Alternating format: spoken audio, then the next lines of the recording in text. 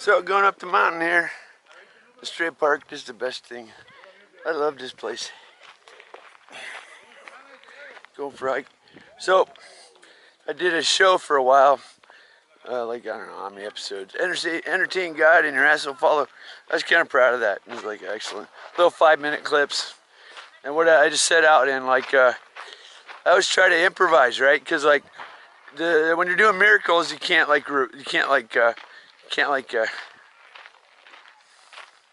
do it on cue. You have to like have original material. You can't do an offering like prepare one. You gotta do new stuff. So you know, one of the key things is don't prepare your words because I'll give them to you. So like spontaneity is kind of better. I don't know. And then maybe there's times you give a prepared speech, but see the thing is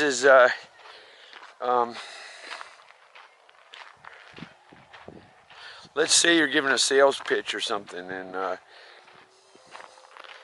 don't know, if you're using a fixed format, generally it's inferior to doing it spontaneously, because God's always interested in you. He wants the human to be in glory because the human is his creation. So you generally want to pick what will, what will present the human and not something. Basically, always favor putting the human in glory and not the work of the human. Okay, so that's a very simple principle. Always try and put the human in glory and not the work of the human. So like if you prepare something and then you do it over and over each time, that's not as good as like doing it spontaneously each time. Maybe trying to get a little better. I used to think about the early Christian missionaries, and like, when I first started, I was like, I'm gonna like make professional videos or something, right? I started thinking about those early Christians, like, oh, geez, man, they got to start over each time, go to a new city. So like, I only actually tried to be I like to talk to the camera, be quite honest. I'm not really. The nerds like to specialize, and I'm kind of antisocial, quite honestly. So one of the speculations is, force yourself into learning new shit, because that's when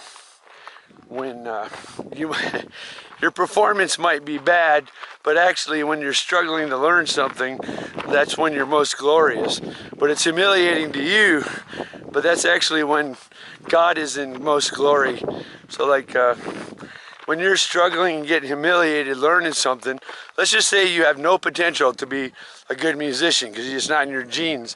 Well, God would be, believe it or not, you're better like struggling at something you have no talent in than, I don't know, sometimes, or sometimes, I don't know, maybe not. Anyway, maybe you don't want to like put God to shame. I don't know. This is a new meditation, man. I don't know, what's the answer? It's like, let's just say you got no talent for something. It's an interesting speculation. Is it always true that struggling? What if you got no talent for it? I don't know. Then you're just putting God in agony. It's like my poor creature. So I don't know. I have to think about that. Hey, I got good reason not to socialize. No, you're like putting this awesome creation into like humiliation. It's not built for that.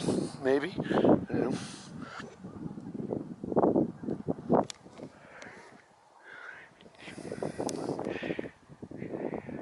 Yeah, as a matter of fact, earlier I was talking about, niggers in academia. That's not the way. That's not where they belong. So Terry was feeling guilty for not socializing, and he's like, "Fuck it. I don't think that's where I belong." But you kind of got to reproduce it, Like, I'm kind of a man's man. I'm not really. Well, I don't know. I do okay with women, actually. Women were frankly boring when I was into war and stuff, or I don't know, war game. I wasn't actually that much. I didn't actually become a soldier, but like I like to think about it. But that's normal. That's what God said. Boys should be taught military stuff. It's like, wow, that's pretty hardcore. Well, I don't know what to what extent. You know, what do we have, classes in different weapons? That'd be kind of funny. Let's see. Can you tell us what are the modern weaponry of the? Why isn't that taught in school? You know, like that's an interesting thought. Like you call yourself educated, you don't even know the F-35. Like, what do they teach in school? Can you tell me what the F-35 is? Like, you graduated, you don't know what the F-35 is. Like, what do they teach you in school, huh? Some bullshit, like, what, man? What do they teach in school? Why isn't that on the agenda? Oh, I don't know, because the liberals don't want it. Well, obviously, well, what? You call yourself educated, you don't know what a fucking F-35 is. Are you fucking kidding me? So anyway, you know, I'm not really in favor of extreme. I'm not really that. Don't really want to impose myself too much, because fuck that. So I just fucking say the shit and let everybody deal with it, and fuck it, move along.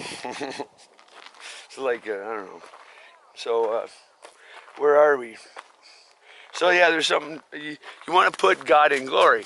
So you know, like Led Zeppelin used to do live tours, you know. That's kind of interesting. You know, today's generation is more prone to doing one video, you know. But when Led Zeppelin was doing their live tours, they always did they always played new solos, they always improvised, fucked around, and you know, you might ask yourself, you know, some people look at it, they're just, let's just say some Mexican is working in the fields, they're saying, I don't know, there are a lot of resentful people, the hard workers are like, why do they get so much money? First of all, that's coveting, and it's none of your business.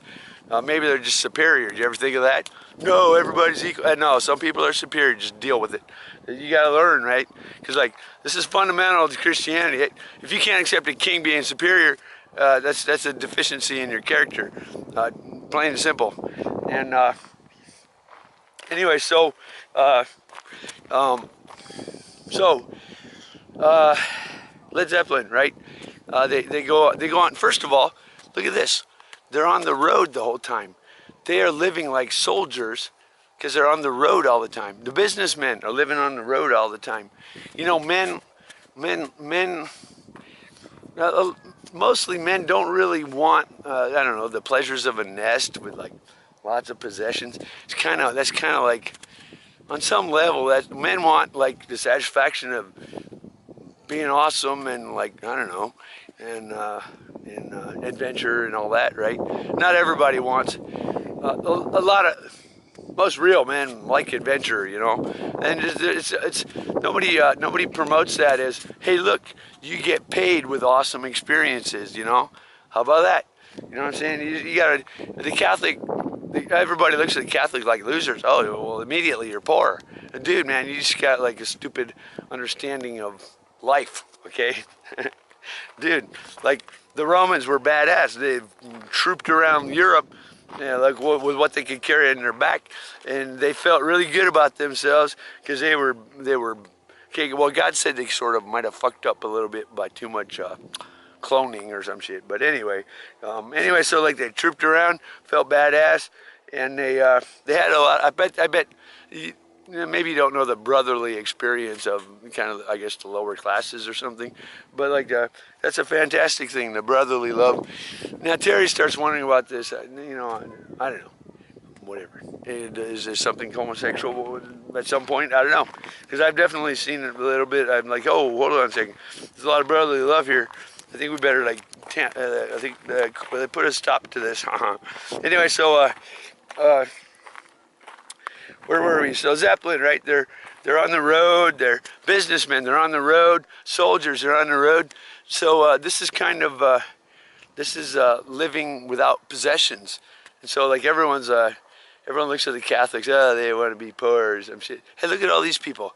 Most of the time they're living like on the road, and that's pretty much like without possessions. Okay, so like chill on your fucking criticism of Catholics. Soldiers don't have possessions when they're out. Businessmen don't have possessions when they're in hotels. And and rock concert people. They're on the road. So as a matter of fact, each of these things is one of the highest paid sort of highest. So when you're doing kind of like this is when you get the most pay in some philosophical sense. Is you know, God's perfectly just, and when you're you know, road life is hard a little bit. You know, it's a challenge. It's not as easy. You got to figure out how to do shit. I don't know what you're always looking for a bathroom. You're always looking for, you know, you're always looking. It's just a constant. It's a constant demand, just to better life. You know, so I talked about you know, Adam and Eve were given life for free. Hey, they just picked the fruit and ate it. But they actually, there's a fundamental principle, which is perfect justice. They had to do enough work to pay for their food. Trust me. And, you know, I look at Exodus, right? Moses and the 600,000 go trooping off into the desert. And as a matter of fact, Jesus, when he talked about the sparrows, the Father looking after them, there's almost a natural right to survival that God guarantees. I don't know to everyone, but like basically when the sparrows God looks after, and when those 600,000 people went out in the desert, that triggered this I don't know, this fundamental right to survive. I don't know. That's when magic happens to make them survive. Now, did they get survival for free? They got manna. I can tell you with some certainty, it takes work just to fucking live in the fucking desert. It's like, we're runaway slaves. We don't have a master. Trust me, they're fucking working. So there's a lot of people that are laughing about their, I don't know, dodging work. And matter of fact, there's perfect justice. So you're never gonna get around shit. You know, like. Some people think they're clever dodging work. Well, they're probably doing work. And anyway, so where are we at? I'm going to do a random pick from God. So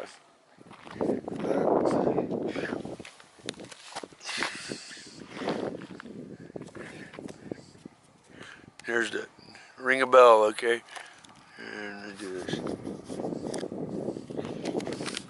Moral purity. The foolishness of man ruins his way, and his heart rages against the Lord. It is impossible to come to terms with moral purity without dealing with some of the practical facts related to the body, our flesh and blood appetites that crave satisfaction. Volumes are written about the mind, our emotional makeup, our inner man, our soul, the spirit, the spiritual dimension. By comparison, very little is being said about evangelicals, about the physical body. We are to present our bodies as a living sacrifice to God. We are instructed not to yield to any of our parts of our bodies to be as instruments of unrighteousness to sin. Our bodies are actually members of Christ. They belong to Him. You see, the bodies of ours can easily lead us off course. It isn't that our body itself is evil, it's just it possesses any number of appetites that are ready to respond to the surrounding stimuli, all of which are terribly appealing and temporarily satisfying. Okay, whatever.